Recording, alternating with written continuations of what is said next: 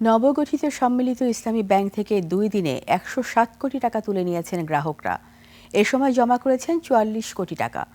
একীভূত হওয়া ব্যাংকগুলোর কোনো কর্মীকে ছাঁটাই করা হবে না বলে আশ্বস্ত করেছেন গভর্নর।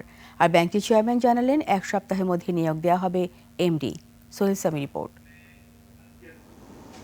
শরিয়া ভিত্তিক 5টি ব্যাংক একীভূত করে গঠিত সম্মিলিত ইসলামী ব্যাংকের সর্বশেষ অবস্থা নিয়ে বাংলাদেশ ব্যাংকের সংবাদ সম্মেলন।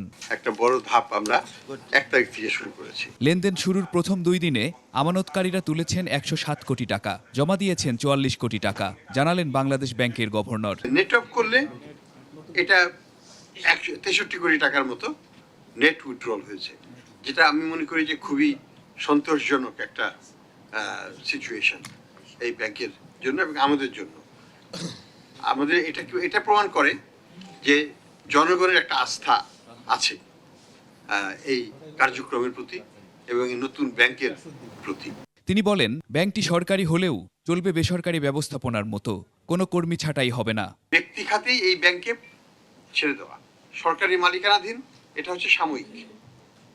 আমাদের মধ্যমেয়াদী দীর্ঘমেয়াদী লক্ষ্য হচ্ছে এটাকে বেসরকারি খাতে ছেড়ে দেওয়া।